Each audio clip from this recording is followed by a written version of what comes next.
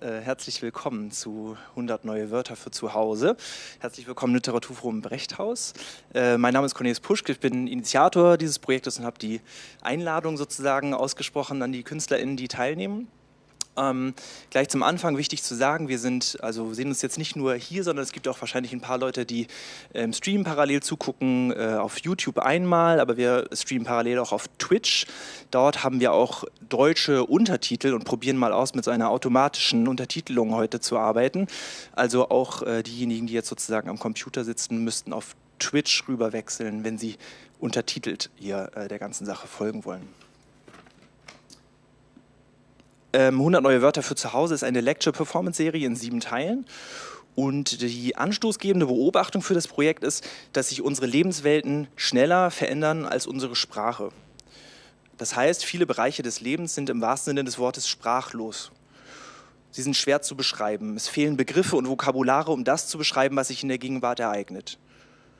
Ein solcher Lebensbereich ist eben das Zuhause auch, oder zumindest ist es das geworden. Und das ist ja der Ort, ich habe es immer so formuliert, das ist der Ort, wo Menschen essen, trinken und schlafen. Das ist eigentlich vielleicht die einfachste Art und Weise, um diesen irgendwie sehr ausgedehnten und manchmal auch unklaren Begriff vielleicht zusammenzufassen. Das Zuhause hat sich in den letzten Jahren enorm verändert und die Corona-Pandemie ist hier sicherlich das naheliegendste Ereignis gewesen, um das zu beschreiben. Es gibt aber noch viele weitere Phänomene, die in den kommenden Monaten zum Dreh- und Angelpunkt dieses Projektes werden. Mit den Lecture-Performances von 100 neue Wörter für zu Hause entwickeln die teilnehmenden KünstlerInnen Beiträge, in denen sie neue Wörter, Begriffe und Vokabulare suchen und hier im Brechthaus mit dem Publikum teilen. In 2 Wochen wird Steven Solbrich seine Lecture-Performance vorstellen. Im Juni ist Sebastian Schmieg dran, im September Franziska Pirvos und Siska, im Oktober Mediengruppe Bitnik und im November zum Abschluss Senturan Varataraja und Nava Ibrahimi. Die Szenografie hier im Raum hat Marc Jungreitmeier entwickelt. Und genau, ich möchte noch dem Hauptstadt Kulturfonds danken, der das Projekt ermöglicht hat und natürlich auch den Kolleginnen vom Brechthaus, die hier so tatkräftig mit angepackt haben. Den Auftakt macht Antonia Beer. Sie ist eine in Berlin lebende und arbeitende Choreografin, zeigt ihre Arbeiten schon regelmäßig und seit vielen Jahren am HAU. Sie studierte bei Valier Export und arbeitet häufig und regelmäßig mit anderen KünstlerInnen zusammen. Außerdem ist sie Produzentin der KünstlerInnen, des Pferdeflüsterers und Tänzers Werner Hirsch, des Musikers und Choreografen Henri Fleur sowie des Komponisten, Performers und Ex-Ehemanns Henry Wild. Im Anschluss an Antonias Performance würden wir gerne noch mit Ihnen nach einer kleinen Pause ins Gespräch kommen. Ich sage dann nochmal Bescheid, wenn es losgeht und so. Ja, jetzt wünsche ich Ihnen eine gute Zeit und bis später.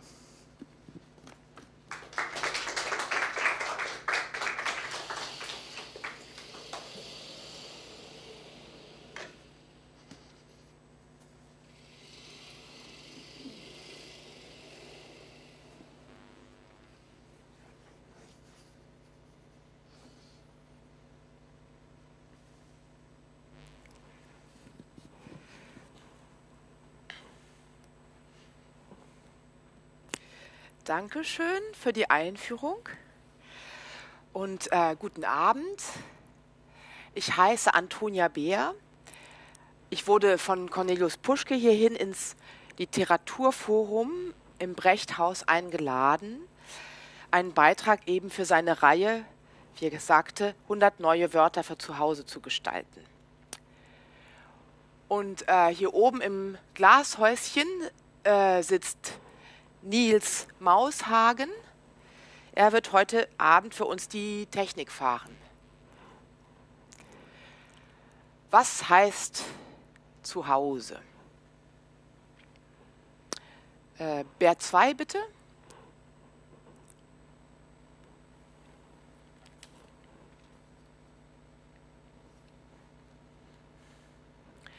Für Antonia Beer oder Agnes Antonia Beer heißt das Lausitzer Straße 24, 10999 Berlin, eine Stadtwohnung im 2. Stock mit Gasetagenheizung. Wohnt Antonia Beer dort alleine zu Hause oder hausen dort auch unzählige MitbewohnerInnen, die ungefragt und unbeobachtet einziehen, sich vermehren und keine Post bekommen? die Wollmäuse.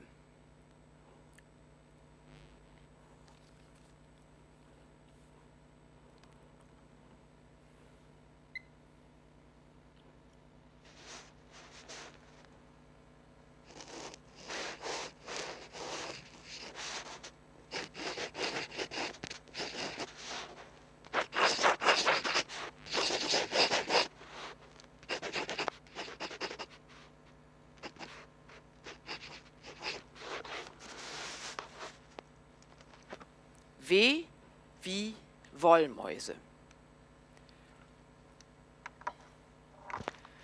Im Januar 2022 haben wir angefangen, uns für die Wollmäuse zu interessieren.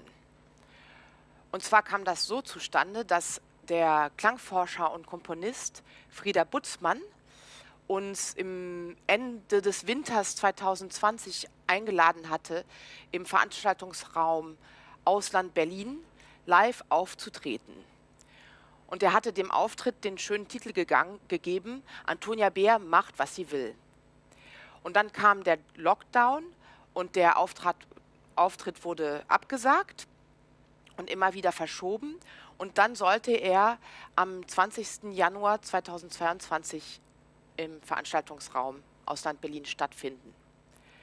Doch dann rief mich Frieder an und sagte, Antonia Beer darf nicht ins Ausland kommen. Antonia Beer muss zu Hause bleiben.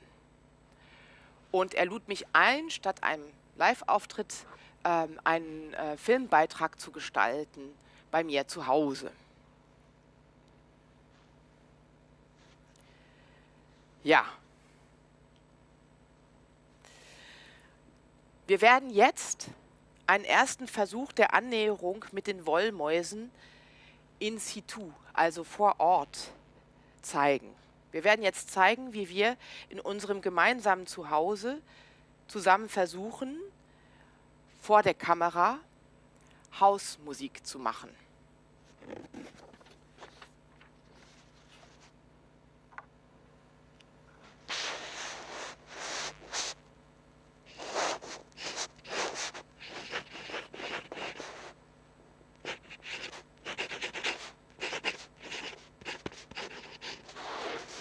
Hausmusik.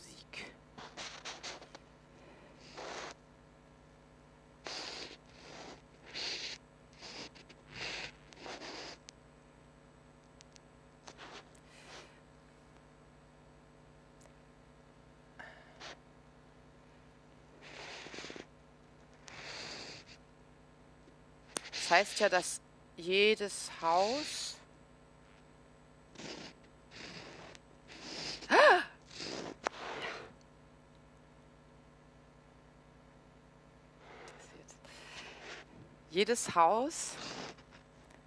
hat eine Tür.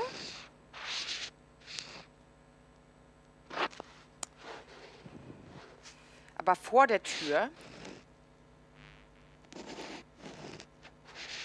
ist immer auch hinter der Tür. Also hinter der Tür ist immer wieder eine neue Tür.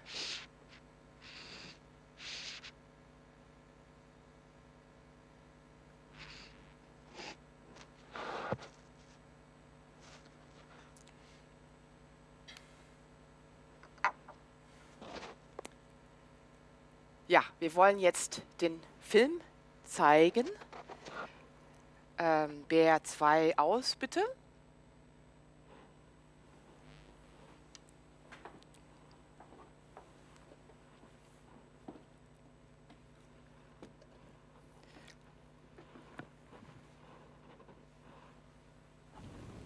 Ja.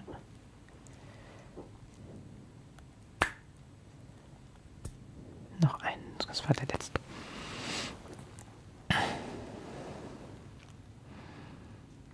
Wo bin ich?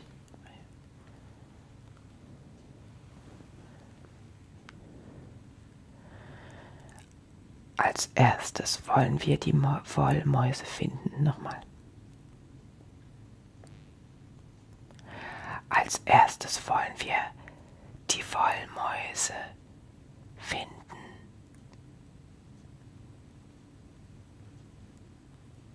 Wo sind sie?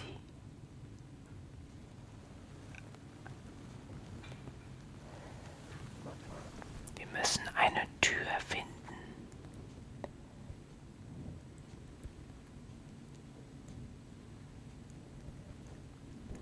Sie verstecken sich.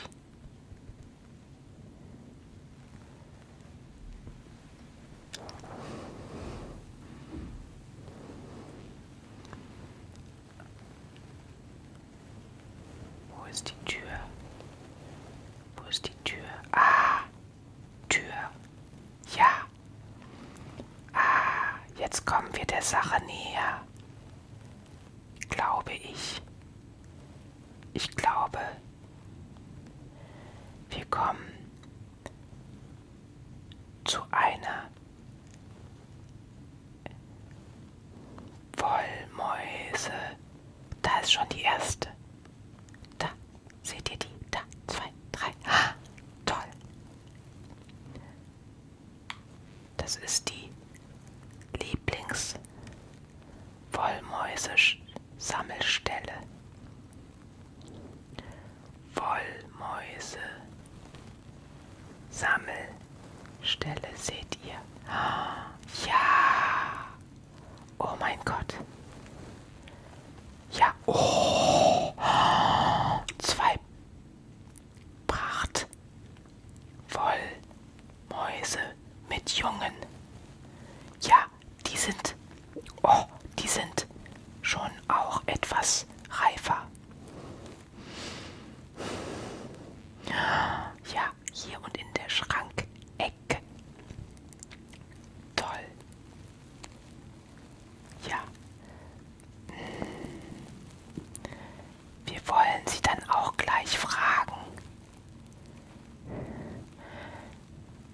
ob sie mit uns Hausmusik machen wollen. Ich gucke noch, ob da welche andere sind. Oh, ja, im Staub sind sie. Ja. Da. Aber ich will sie nicht stören. Ich werde sie jetzt gleich ganz höflich fragen, ob sie mit mir Hausmusik machen werden. Und mache dafür ein neues Take.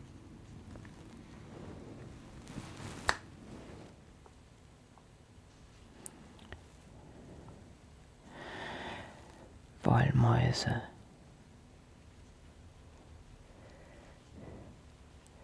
Darf ich euch fragen, ob ihr heute mit mir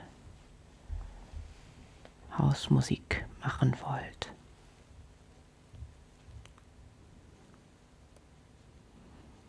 Ja, ich glaube, ich darf. Aber ich will sie erstmal nicht zu sehr stören.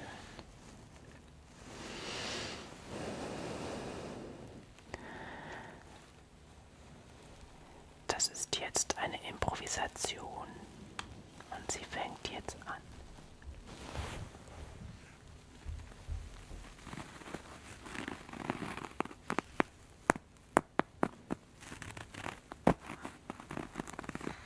Ich versuche zu interpretieren.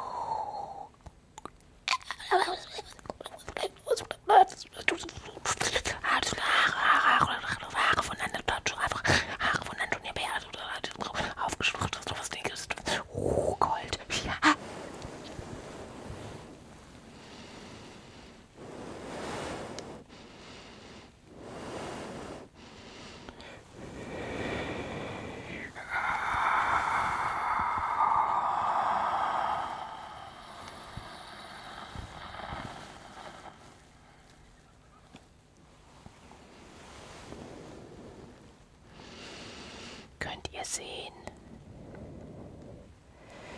dass in der Wollmaus Haare und ein Stückchen Gold aufgeschluckt sind.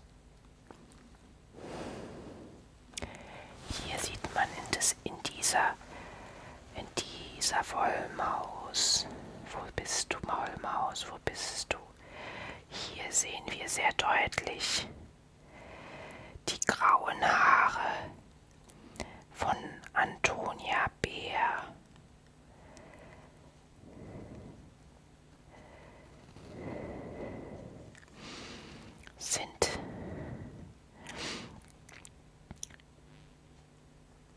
Ist Antonia Bär wirklich außerhalb der Wollmäuse oder sind die Wollmäuse Teil von Antonia Bär?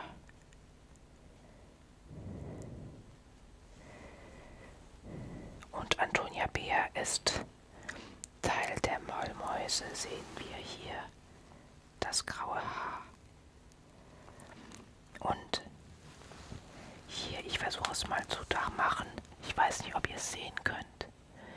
Hier im Auge von Antonia Bär ist auch ein Stückchen Wollmaus-Gerstenkorn drin. Ja.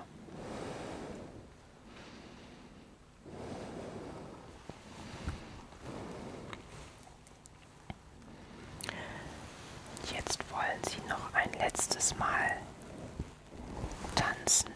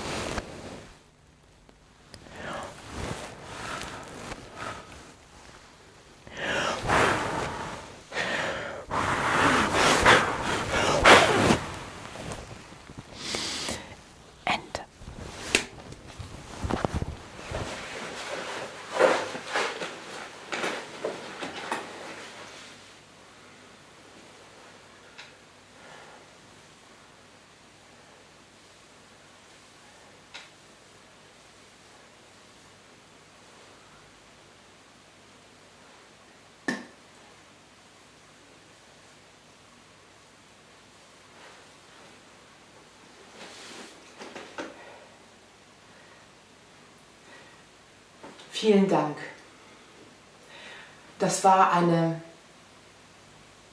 erste vorsichtige Annäherung mit den Wollmäusen vor der Kamera. Wir haben gemerkt, wir brauchen viel mehr Zeit, Geduld, Zuhören, nicht zu viel wollen, Zurückhaltung.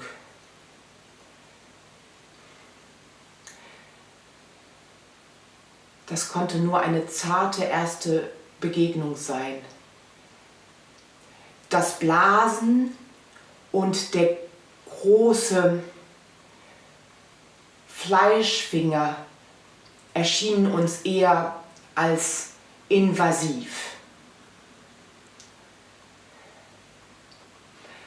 Wir werden Zeit benötigen und es werden weitere Folgen kommen. Für heute war das W wie Wollmäuse 1. Antonia Bär macht, was sie will, zu Hause. Bis bald, auf Wiedersehen. Danke.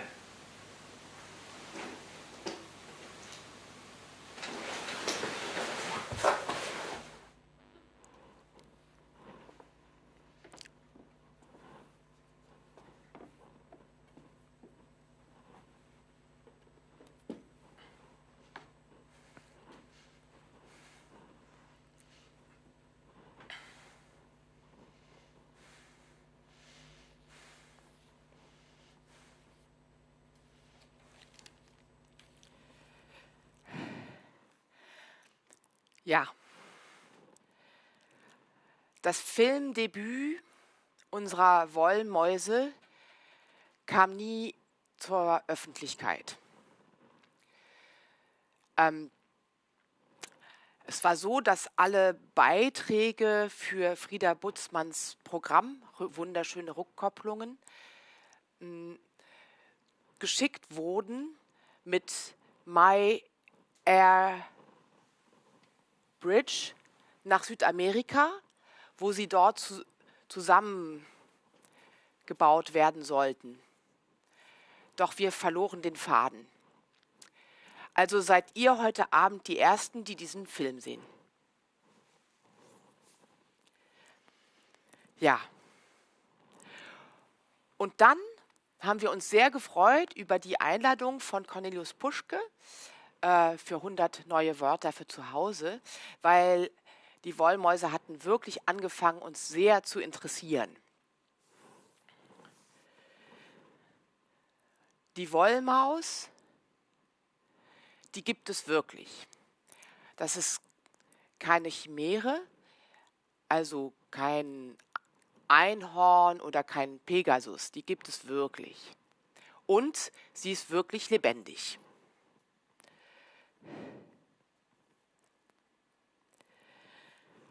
Wir haben uns gefragt, wie die Wollmäuse in anderen Sprachen heißen.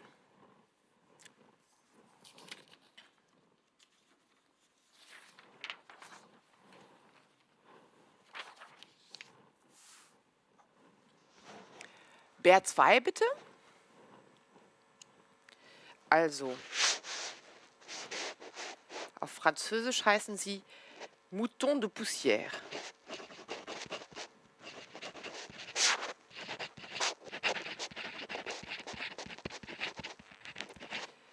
Und nicht Chaton, wie es auf fälschlicherweise im Programm heißt. Also nicht Kätzchen, sondern Staubschäfchen. So vielleicht.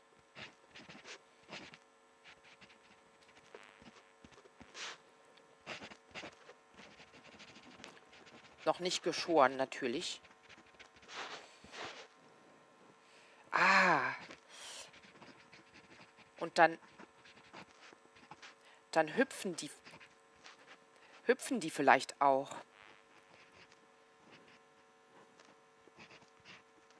Hup. So wie beim Arte abspannen, wenn im Schlafmodus, da hüpfen doch die Schäfchen auch übereinander. Auf Englisch heißen sie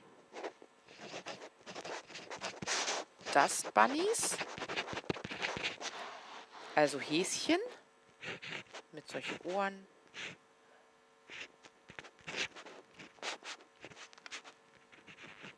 Und natürlich so ein Puschelschwanz. Und auch hüpfend.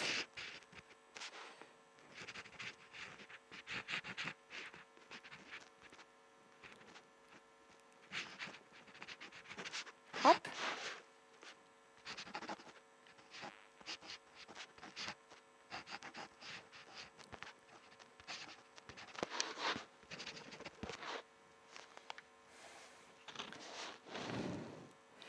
Wollmäuse.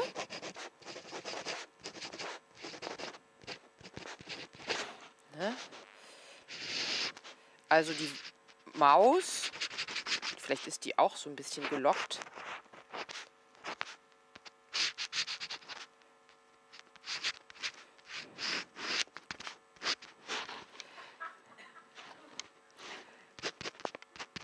Aber hüpfen tut die nicht. Die kriecht vielleicht so eher in Löcher rein. Dunkle Löcher.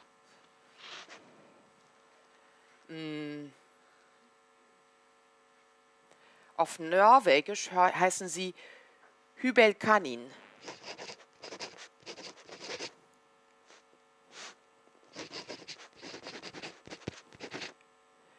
Übersetzt sich zu Heimkaninchen oder Dorm Rabbit. Also sind sie dort offizielle Mitbewohnerinnen. So So, ich mache mal so ein kleines Häschen, damit wir uns das merken können.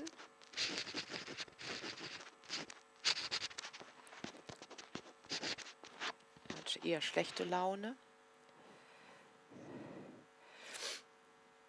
Auf Finnisch Villakoira oder Villakoira, ich weiß nicht, wie man es ausspricht.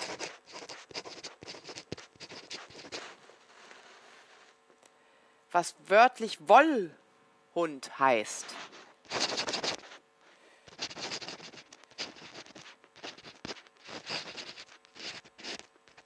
Es gibt ja diese Hunde, die ganz viel Wolle so vor den Augen haben. Aber eigentlich heißt es Pudel. Das ist ganz falsch. Naja, eher Pudel vielleicht wahrscheinlich bevor die geschoren werden. Wie sind die denn, wenn die noch nicht geschoren sind? Haben sie solche großen Tapsen?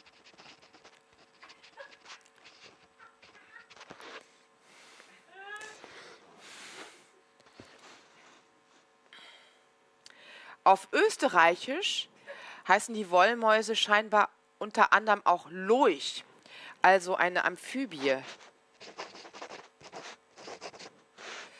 Gott, wie sieht denn das aus?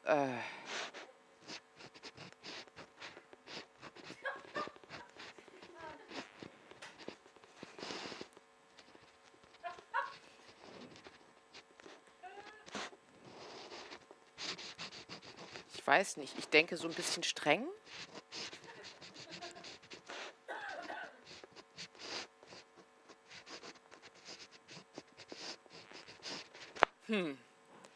Naja. Ja.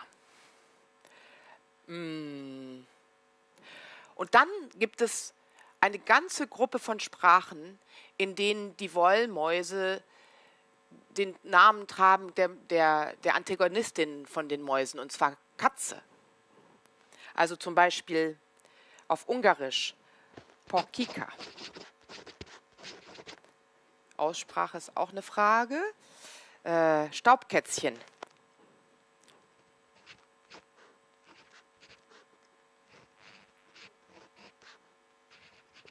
Natürlich Angora.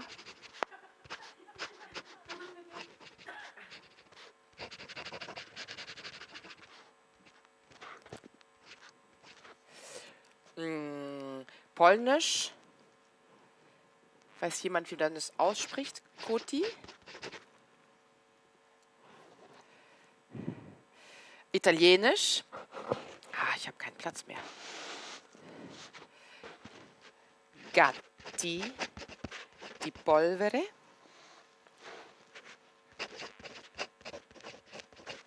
Also auch.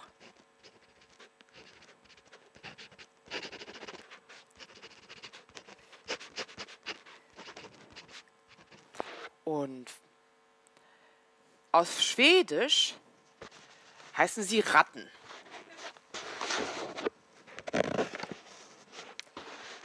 Dammrätter.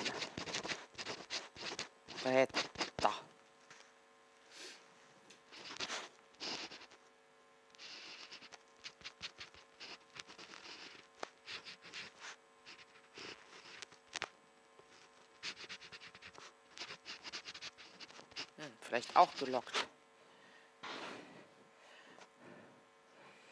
Ja. Auf Bengali sind sie auch Hasen. Dulokorgosch. Aber das weiß ich jetzt, kann ich jetzt schlecht aufschreiben. Passt doch. B2 aus, bitte.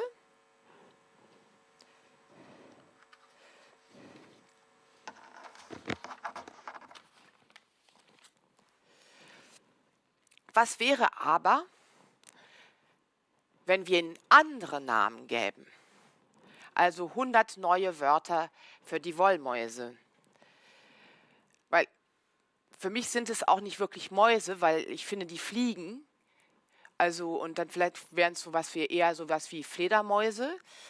Aber dann ernähren sie sich ja auch nicht nur von Moskitos und so und haben ja auch nicht diese rosa Händchen. Und ja, genau, also so richtig zufrieden mit diesen Namen bin ich noch nicht. Also auf jeden Fall sind es keine Aliens oder MarsbewohnerInnen oder Außerirdische, weil das ist ja eine eingeladene und selbst hervorgebrachte Invasion, diese Invasion der Wollmäuse. Also ja, wir sind ja Teil von ihnen und die sind Teil von uns, haben wir ja im Film gesehen. So. Und ich habe mich gefragt, wie wir an einem selben Ort uns anders verorten können. Also wenn die Wollmaus Dust Buddy oder nochmal anders heißt oder Dust Bunny, sehen wir sie dann auch anders und ist sie dann auch anders Teil von uns selbst und wir Teil von ihnen. Genau, das wollen wir jetzt mal versuchen. Ich nehme ein neues Blatt. Ne, umdrehen geht auch. Bär 2, bitte, Nils. So. Also ich habe hier ein paar Ideen.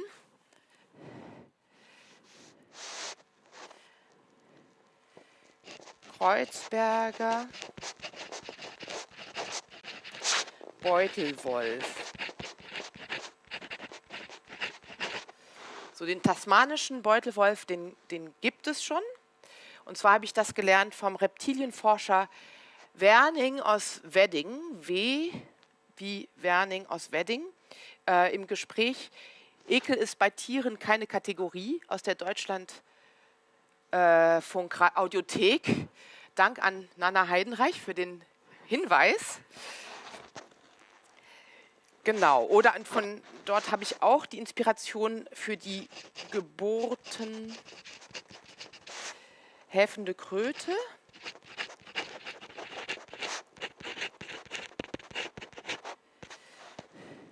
Auch aus Kreuzberg. Bei der ist es halt interessant, dass die non-binär ist. Genau, und das passt eben auch zu unserem Wesen da. Luft, Termite,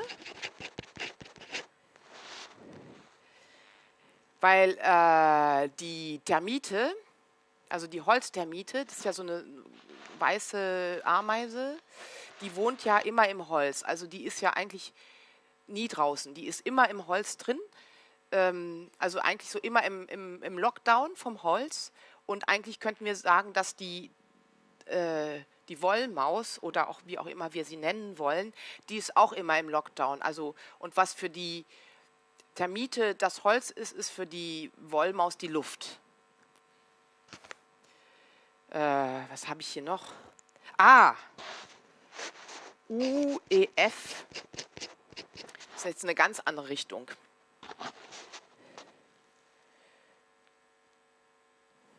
Unbekanntes. Elektrostatisches.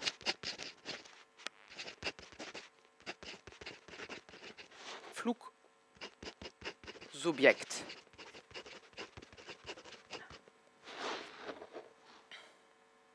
Ja, ist klar, ne? Dann Amalgamite. Amalga. Wahrscheinlich mit 2M. Das ist für Lucille Desamory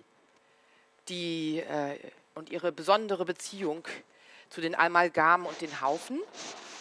Und ja, was habe ich hier noch? Rhizomaticae. Ja, das wäre eher so für die TheoretikerInnen unter uns. Kein Zentrum. Luftpilze. Vielleicht auch wegen der Vermehrungs- und Vernetzungsstruktur.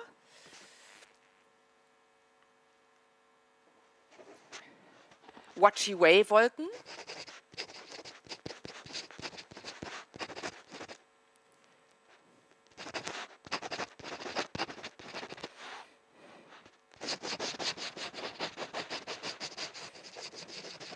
Also What You Way, so habe ich so Musik genannt als Kind, als ich den Text nicht verstanden habe.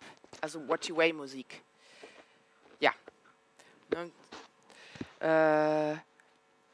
Krickel, Krackel, Bums, Kartoffel.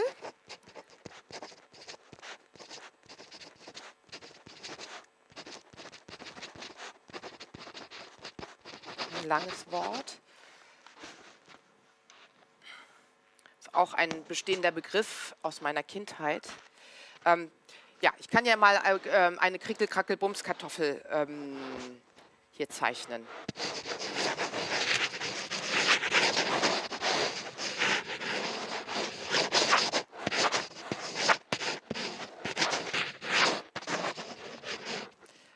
Vielleicht auch mit diesem wunderbaren Bic.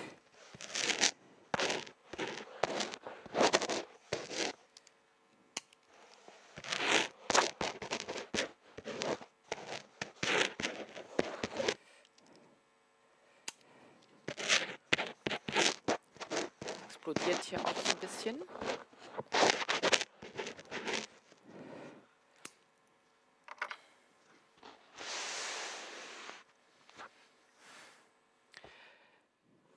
Also, ich finde, wir sehen hier sehr deutlich, dass jeder Name die Betrachtungsweise verändert. Also, wenn ich jetzt hier an diese Tiere denke, dann habe ich so ein ganz anderes Verhältnis zu diesem Wesen. Und wenn ich an die Krickel-Krackel-Bums-Kartoffel denke, dann habe ich eben sehr klar diese Struktur von ihr vor Augen. Und wenn ich an die UEF denke, dann komme ich ganz weg von den Tieren und denke eher an diese elektrostatische Aufladung, die haben.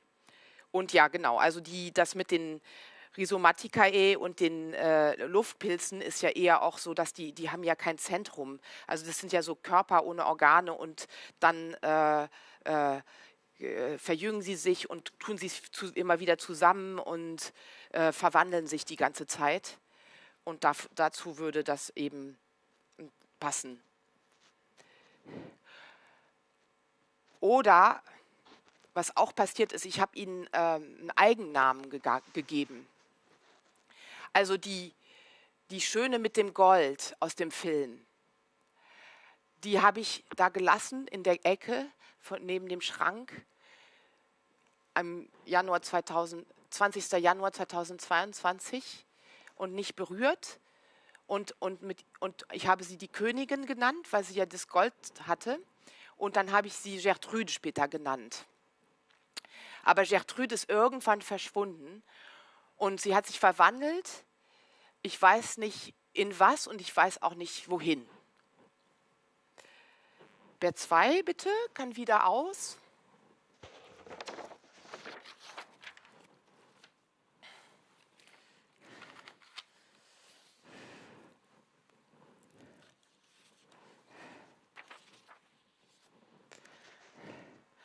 Dann habe ich mich gefragt,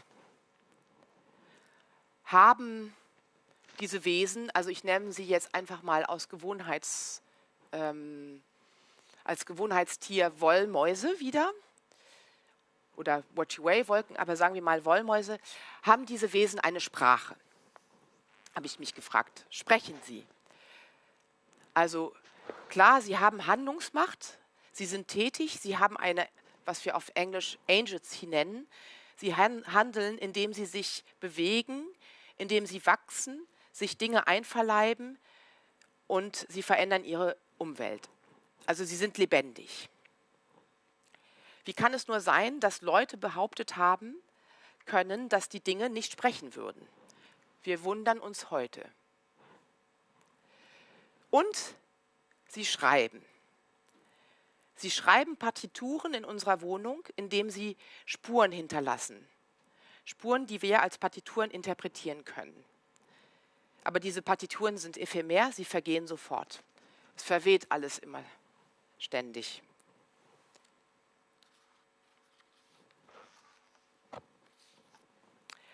Und sie schreiben Geschichte. Also zum Beispiel, die Königin, die ich Gertrude genannt habe, die hat dieses Goldstückchen drin. Ich weiß nicht, ob ihr euch erinnert. Und als ich sie gesehen habe, entdeckt habe, haben wir uns gefragt, was ist das, dieses Gold? Und dann haben wir uns erinnert, dass wir eine Woche vor dem 20. Januar 2022 ungefähr was so mit so Überlebensfolie gemacht hatten. Also diese, ich weiß, wie die heißt, das ist so eine Folie, genau, Überlebensfolie. Daraus hatten wir was gebastelt. Das hatten wir total vergessen. Und Gertrude hat sich diese Folie aufgefressen, ein Stückchen, und uns daran erinnert. Und dann wandern sie mit unserer Geschichte durch die Wohnung. Ja. Jetzt springen wir in der Zeit. Es ist der 6. Mai 2022. Das ist doch das Datum heute, ne? Ja. Ja, gestern war der 5. Ja, genau. Und ich habe meine Mitbewohnerin heute Morgen gefragt, ob sie mit mir aus dem Haus gehen wollen. Also ich habe sie mit Liebe gefragt, also aus Höflichkeit. Und auch weil, wie die Unterhosen, die muss man ja auch mit der Liebe falten. Und ich glaube, dass sie Ja gesagt haben. Und jedenfalls habe ich sie mitgebracht.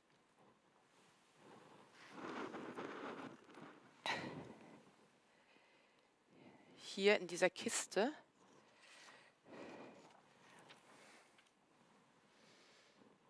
Ah ja. Das ist jetzt sehr interessant, weil die sahen ganz anders aus, als ich sie heute Morgen da reingetan habe in die Kiste. Und jetzt haben sie sich, also es waren ungefähr, ich weiß nicht, so 7 und jetzt sind es, würde ich sagen, kann man auch nicht so richtig sagen. Also die Wollmäuse machen das Zählen unmöglich. 2 vielleicht. Jetzt ist es so, dass ihr die nicht so gut sehen könnt wie ich, weil ihr da ein bisschen weit weg seid. Ich habe hier so eine sehr moderne Kamera, eine Makrokamera. Die ist natürlich relativ invasiv vielleicht. Aber genau, vielleicht können wir das einfach trotzdem behutsam machen. Ich kann ja mal den Deckel öffnen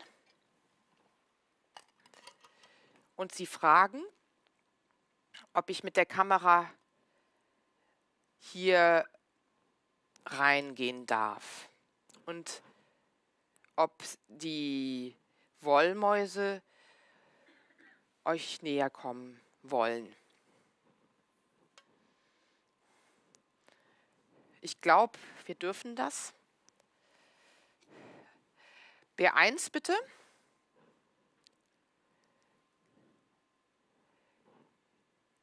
Ja.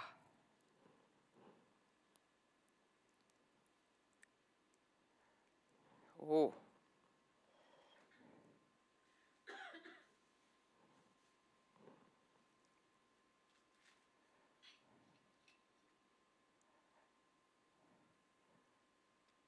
Ich würde sagen, das ist ein graues Haar von Antonia Beer.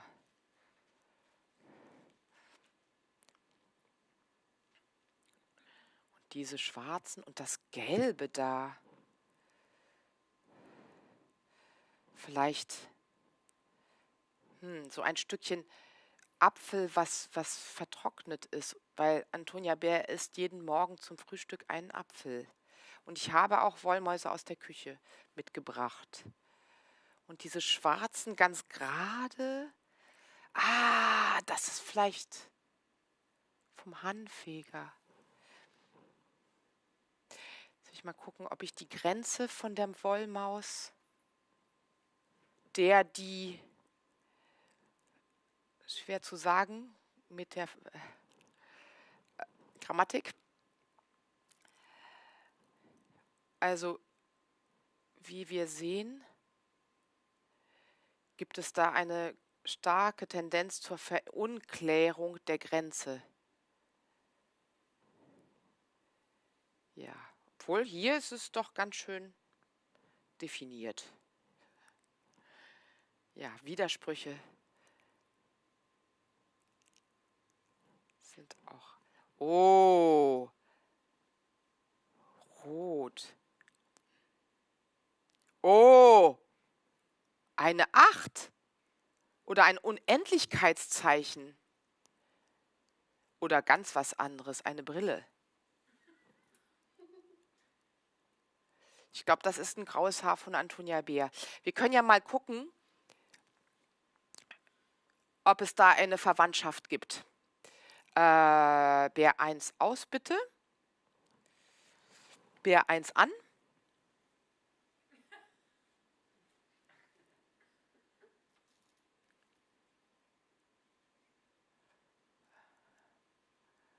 Ja, nur anders geordnet. Und dunkle gibt es auch noch.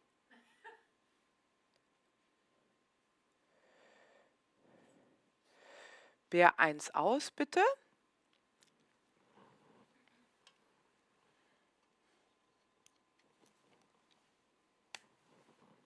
Vielen Dank.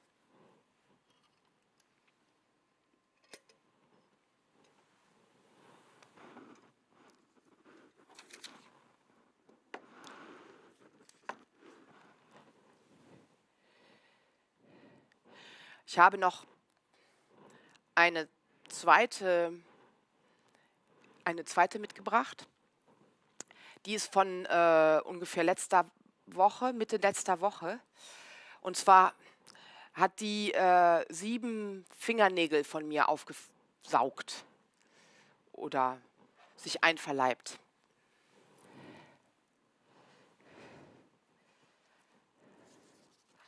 Ich habe ihr auch einen Namen gegeben. Das ist Arturas. Arturas sieht wieder anders aus als gestern. Gut, ich darf ich den Deckel öffnen? Ich darf, glaube ich. Ja. So. Also, wir werden jetzt wieder die Bär 1 brauchen, damit ihr euch mit Arturas bekannt machen könnt.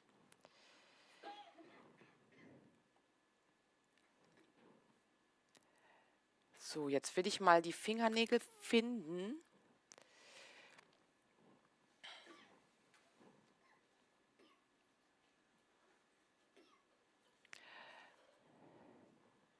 Ah, da.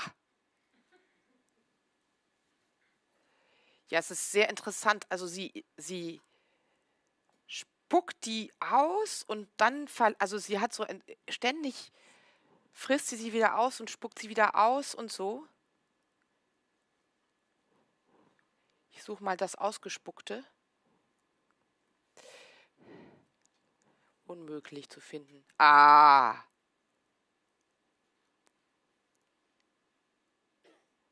Ja. Und das Gelbe da auf dem, ja, man sieht, wie sie ja auch so ein bisschen Spuren hinterlassen hat.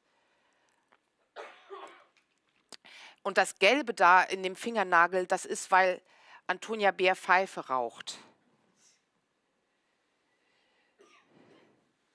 Ich will mal versuchen, die alle zu finden. Hier ist einer, der versteckt sich da drunter. Und oh, ja. Hier haben sich 2 verschlungen. Oh, und hier sehen wir sehr gut die Spuren des Pfeiferauchs. Vermengt mit Arturas. Aber irgendwie machen sie, kann ich sie nicht zählen. Also die Wollmäuse machen nicht nur das Kategorisieren schwierig, sondern auch, finde ich, das Zählen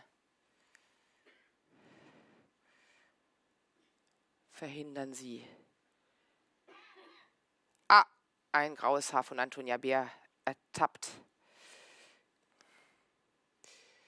Gut, vielen Dank, Nils. Bär 1 kann aus. Vielen Dank, Arturas.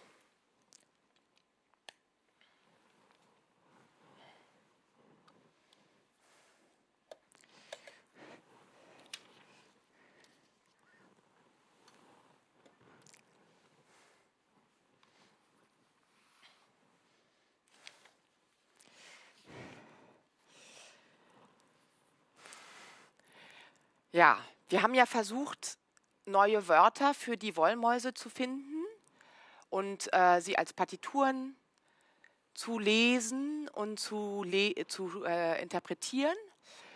Und eigentlich aber würden wir sehr gerne 100 neue Wörter von den Wollmäusen selbst hören. Also wir wissen, dass sie sprechen und schreiben, aber wie hören die sich an? Also was sagen die? Ja, das macht uns sehr neugierig. Und dann haben wir versucht, oder könnten es versuchen, sie mit solchen akustischen Apparaten zu verfolgen. Also mit Mikrofonen oder auch sogar Makromikrofonen oder auch so mit so Hörrohr oder einfach das Ohr hinhalten zu den Wollmäusen. Und was da kommt, ist einfach eindeutig Stille. Die produzieren Stille, also ich höre Stille. Das heißt, das ist nicht die richtige Herangehensweise. Wir müssen einen anderen Weg finden. Und dann haben wir gedacht, wir müssen eine Übersetzungsarbeit machen. Also uns sozusagen hineinversetzen in die Daseinsform der, ich nenne sie jetzt mal Wollmaus, und sie übersetzen ins Lateinische, sagen wir mal. Und da habe ich gedacht, wir könnten jetzt hier einen Modellversuch machen mit Buchstabensuppe.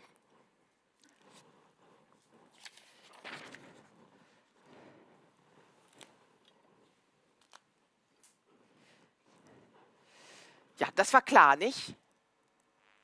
Ja. Genau, also jetzt können wir Bär 2 haben, bitte.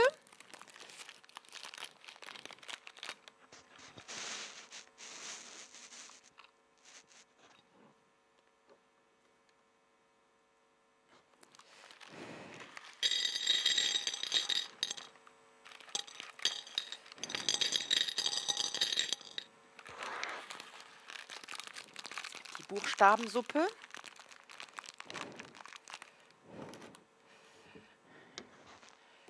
Also wir finden, dass sie sozusagen der Logik und der Struktur der Wollmaus, also dem Körper und der Organe der Wollmaus und auch, dass wir nie wissen, ob sie plural oder singular ist oder sind, und dass das schon mal sehr dem entspricht. Allerdings fehlt jetzt noch die Bewegung. So, ich habe jetzt hier ein paar Utensilien mitgebracht.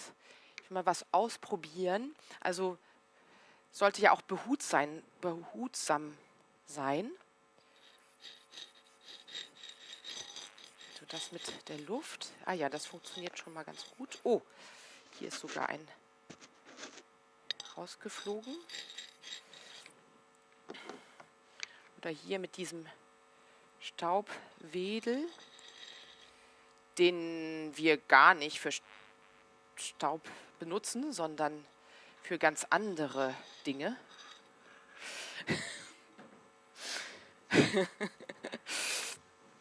Aber wie wir auch sehen hier im Bild, der ist zu invasiv. Oder intrusiv heißt das, glaube ich. So, jetzt hier die Faunfeder, die wir auch im Film... Ah, aber ich finde, also die stehlt der Chose die Show. Eindeutig. Das geht nicht. Das ist gut. Das gefällt uns. Es muss noch so eine Gegenbewegung passieren. Ah ja. Sehr schön.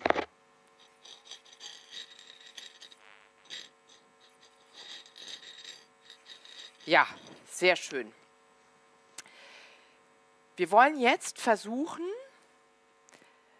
die Sprache der Wollmäuse zu übersetzen. Und zwar so eine Art Wollmaus-Ursonate im Sinne von, also inspiriert von Kurt Schwissers machen. So, wir fangen jetzt mal an. Ku, ku, ku, r, z, b, r, z, b, 8, 8, p, b, dc, dc, a, ruppe, ruppe, 5, 5, 8, 8, 5, 8, ruppe, ruppe, t, t, t, t, t, t, t, p, 4, 8, 6, 8, 6, mi, p, p, p, p, p, p, p, p, p, o, m, m, m, m, m, m, i, a, u, miau, miau, miau, miau. 8, d, o, r, t, t, c, r, t, t, c, r, t, t, c, t, t, c, r, t, k, b, r, t, t, c, u, x, x, xq, xq, o,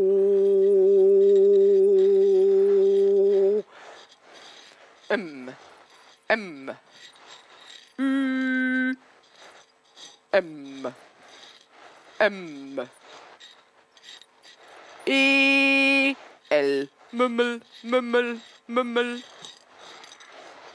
w, a, w, a, vau, okciti pre, okciti korlenambatikiti pre, ku,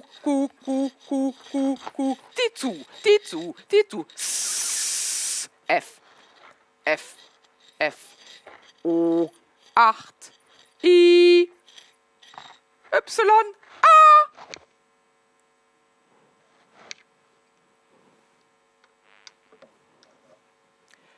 Vielen Dank. Bär 2, bitte.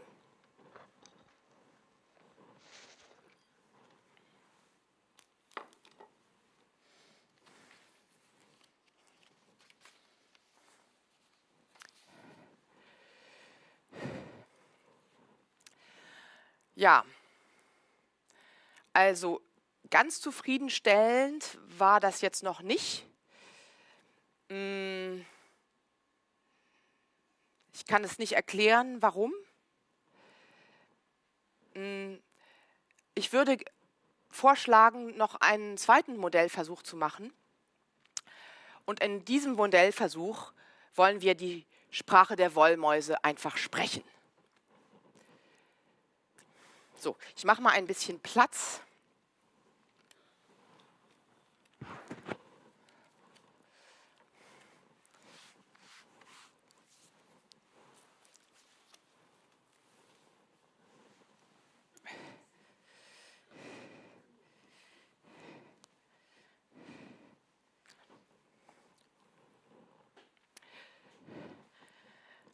Wir nehmen diesen Wollknäuel, damit die Wollmaus Wollmaus bleiben darf und nicht zerquetscht wird durch unsere Fleischhände oder sowas.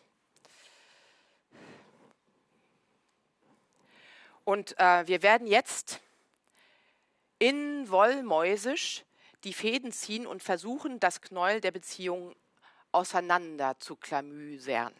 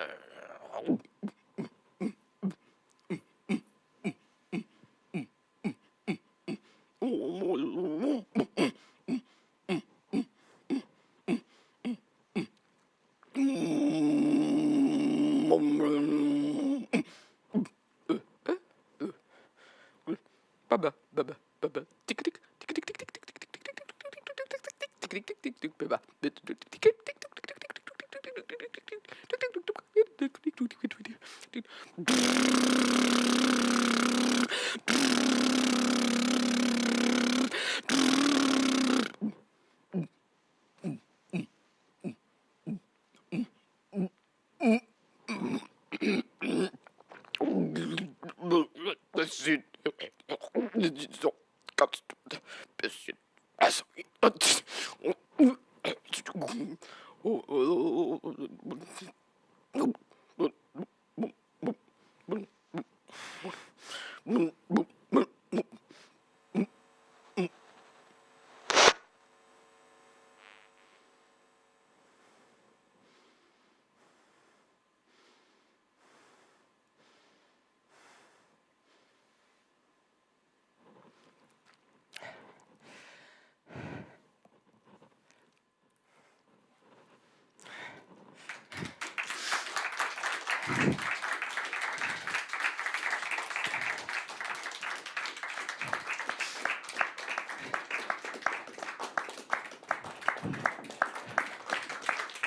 Dankeschön.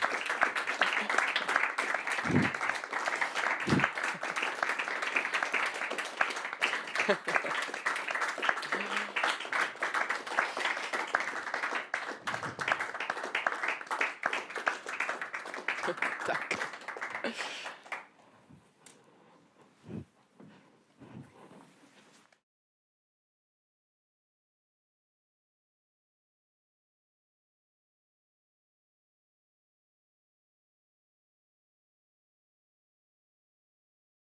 Dass sozusagen auch das Online-Publikum jetzt wieder mal dabei ist. Die hatten so ein kleines Pausezeichen dazwischen.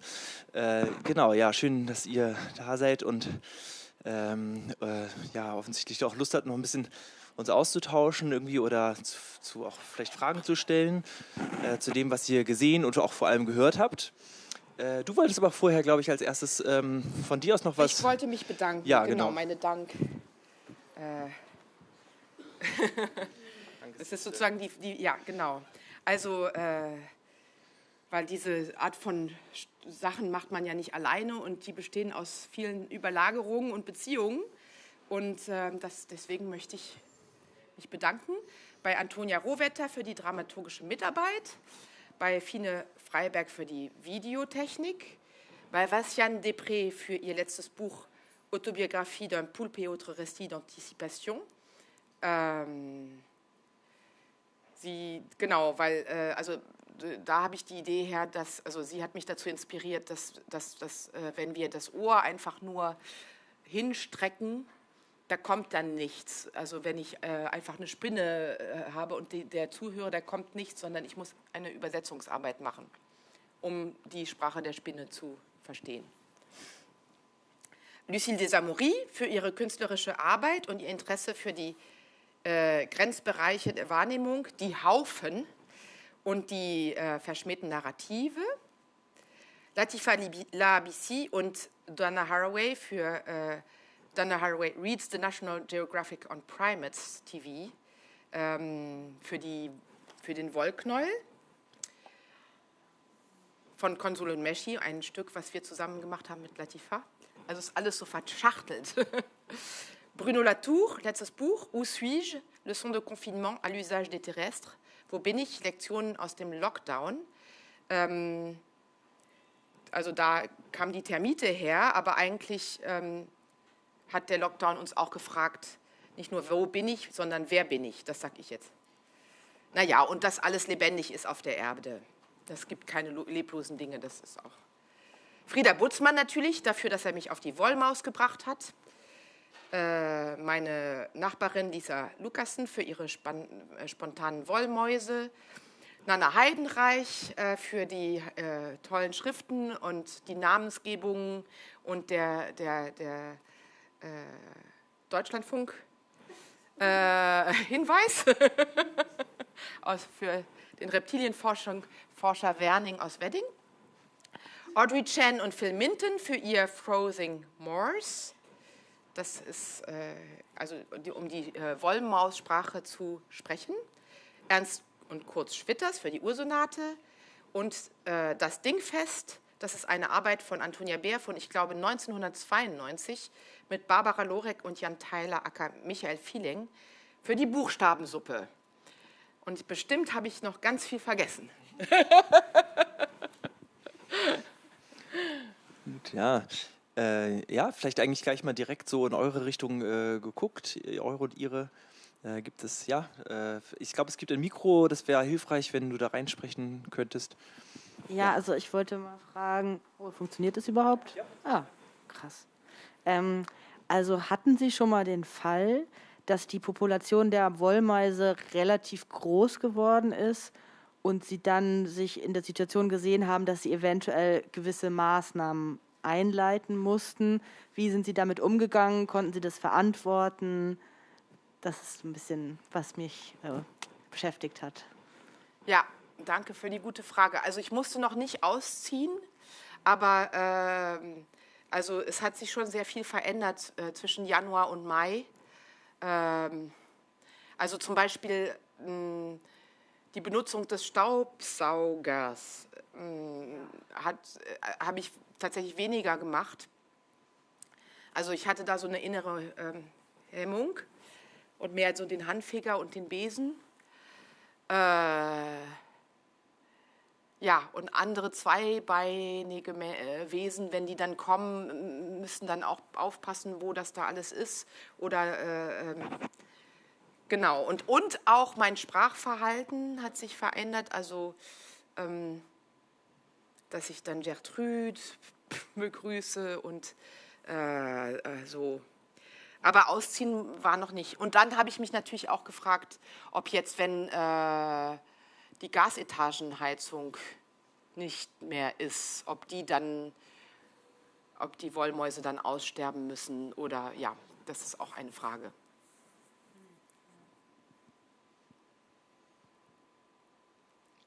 Müsste dann ja zur Folge haben eigentlich, dass wenn man weniger heizt, weniger Wollmäuse da wäre. Ja, wäre eine Untersuchung wert oder eine Beobachtung wert. Das könnte passieren, dass durch weniger Heizen weniger Wollmäuse möglicherweise da sind, aber ja. Ja. So, wolltest du noch eine weitere Frage stellen, oder? Ja, vielleicht noch eine zur Fütterung. Also haben Sie dann angefangen, die bewusst auch, also denen was zu geben, weil Sie auch mit denen dann angefangen haben zu kommunizieren und oder hatten Sie dann so das Bedürfnis, denen was Gutes zu tun auch, oder wie war das so im Zusammenleben? Ja, also das stimmt. Also ich wollte aber auch nicht die eingreifen, dass sie so sehr beeinflussen. Ja. Es ist eigentlich eher, dass ich seit Januar 2022 eben mich freue, wenn ich sie sehe. Ich glaube, das ist neu. Und auch wenn dann da so ein Apfelstückchen drin ist und ich das entdecke oder die mir was erzählen über die Geschichte, was da passiert ist in der Wohnung in der letzten Zeit, dass ich mich dann eher drüber freue. Das kann ich verstehen. Aber aktiv füttern, und die sind halt total unkontrollierbar. Also Rock'n'Roll, die machen was sie wollen. Also ich glaube, wenn ich die füttern wollen würde, dann würden die das gar nicht so unbedingt annehmen. Ja, hat man ja auch gesehen, dass sie manche Sachen auch wieder so ausgestoßen haben. Ja, die stoßen aus und dann tun sie es wieder. Das ist total irre.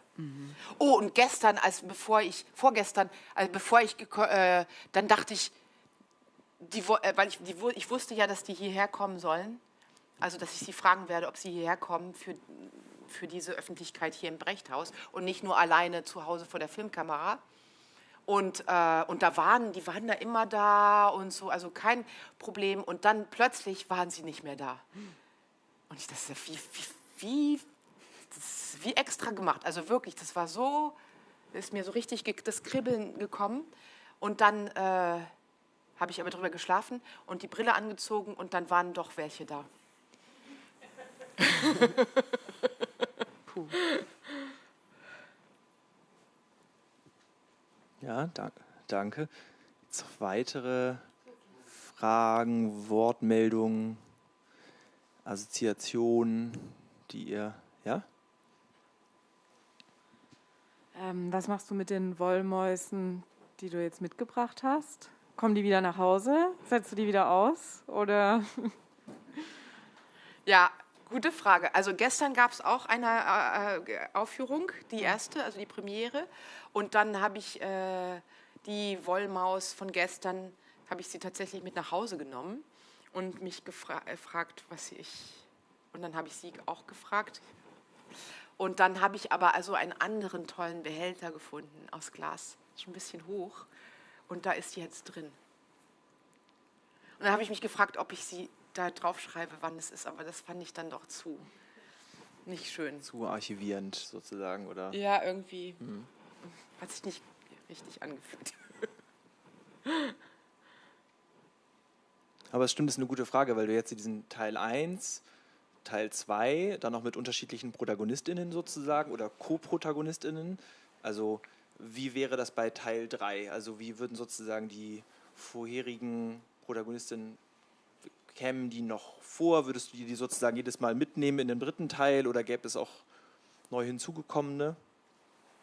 Ja, ja. Und dann ist die Frage, dann werden es ja immer mehr. Naja, drum, genau. Das wird sozusagen so ein richtig großes Beziehungsgeflecht. Ja. Okay, also schon. Also es ist sozusagen eine wachsende... Na, mal gucken, ob es weitere Cornelius Puschkes gibt, die mich weiter einladen, merkwürdige Dinge zu machen. Ja. Aber hoffentlich, ja. Ja. Ja? Noch ganz kurz, ja. Entschuldigung. Vielleicht wäre es ja auch interessant, die Wollmäuse dann im Brechthaus auszusetzen. Also Ah, ja. Ja. gibt es vielleicht ganz neue Mischungen. Gute Idee. Tausche und Kreuzungen. Ja. Das fühlt sich so ein bisschen...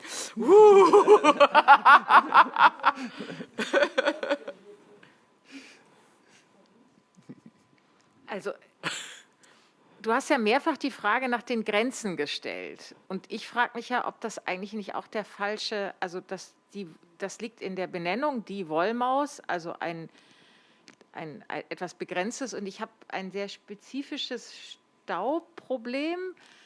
Das ist vielleicht eher untypisch. Wenn ich Wäsche wasche und Wäsche aufhänge, dann ist es danach staubig. Ja? Sehr staubig sogar. Kommt auf die Wäsche an. Ja, und dieser Staub, der ist total verteilt. Den sieht man auch nicht sofort, aber man kann ihn zusammenschieben. Und wenn man ihn zusammenschiebt, dann entstehen sowas wie Wollmäuse. Ich frage mich jetzt nur, weil wir hatten vorher noch so andere verwandte Arten, dass es sozusagen Artverwandte gibt, nämlich die Flusen in der Hosentasche oder im Bauchnabel und dass diese Flusen aber nur in bestimmten Bauchnäbeln entstehen und nicht in allen. Also meinen zum Beispiel nicht, aber ich habe auch schon Bauchnäbel getroffen, die Flusen können, sehr schön. Aber diese Verteilung, ich glaube, das war jetzt weniger eine Frage, sondern eher der Vorschlag, da vielleicht noch mal anders darüber nachzudenken, weil das Ding, also die Grammatik ist nicht das einzige Problem, sondern auch die Idee von einem Ding, was eine Grenze hat. Und dann ist mir noch eingefallen, dass es ja eine Staubsammlung gibt in Berlin, aber jetzt fällt mir nicht mehr genau an, welche. Ja, eine ganz wichtige historische Staubsammlung, das ist jetzt kein Witz. Aber da muss ich nochmal, aber ich bin ja auch, also Entschuldigung, ich mache immer Fußnoten, ich mache immer nicht so gut Fragen. Also, hat vielleicht noch jemand eine Frage? Nee, aber ich wollte was dazu sagen, weil das ist nämlich das, was, Staub, also als ich das so gesehen habe, Staub ist ja, weil es ging ja so, dass Frieda Butzmann, also wir im Gespräch, weil ich musste ja zu Hause bleiben, im Gespräch sind wir auf die Wollmäuse gekommen eigentlich. Und dann habe ich mich umgeguckt. Und Staub ist ja eigentlich so flächendeckend. Und dann waren eben diese Verdichtungen, genau. Und dann ist es so toll, dass ich die nicht wirklich zählen konnte, weil die sich halt ständig verwandeln. Und deswegen bin ich darauf gekommen, dass man die nicht so richtig gut, dass sie sich nicht so richtig gut eintüten lassen in ihren Verwänden. Deswegen auch die elektrostatische Musik. Nee, das war noch eine andere Geschichte mit der Elektrostatik. Ja, aber die Verdichtung. Also Ja. Wie aus der Verteilung diese Verdichtung werden. Ja. Kuscheln die Wollmäuse auch gerne? Kuscheln die gern? Also ich dachte ja.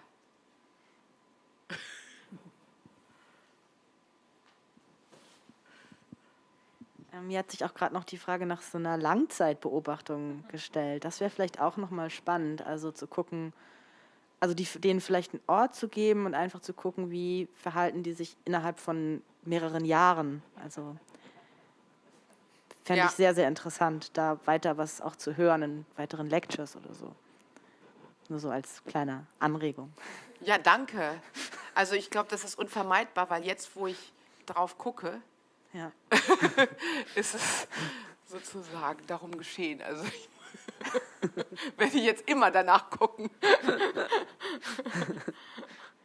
Ja, und dann ist natürlich auch spannend zu sehen, also wie ist es, wenn man sie der Umwelt so ein bisschen abschirmt, also in so einem Käfig hält, oder wie ist die Haltung, also wenn man sie jetzt frei in der Wohnung rumlaufen lässt zum Beispiel, also sein lässt. Was macht das für einen Unterschied in der Langzeitbeobachtung, wenn man sieht, wie sie sich entwickeln zum Beispiel? Und ist die Wollmaus noch Wollmaus, wenn sie nicht raus darf? Ja, eben, genau, das wäre dann auch noch die Frage, ja.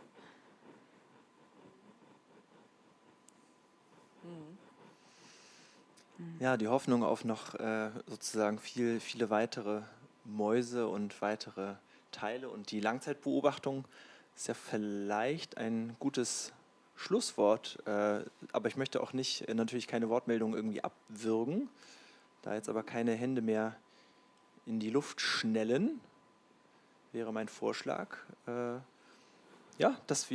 Vielen Dank an euch, dass wir das Gespräch beenden und toll, dass ihr da wart und kommt gerne in 2 Wochen wieder, wenn die zweite Lecture-Performance von Steven Solbrich folgt am 19. und 20. Ich glaube, das wird auch ein Besuch wert sein und auch am 20. wird das auch wieder gestreamt werden und so wird es in den nächsten Monaten auch weitergehen. Vielen Dank dir, liebe Antonia. Vielen Dank.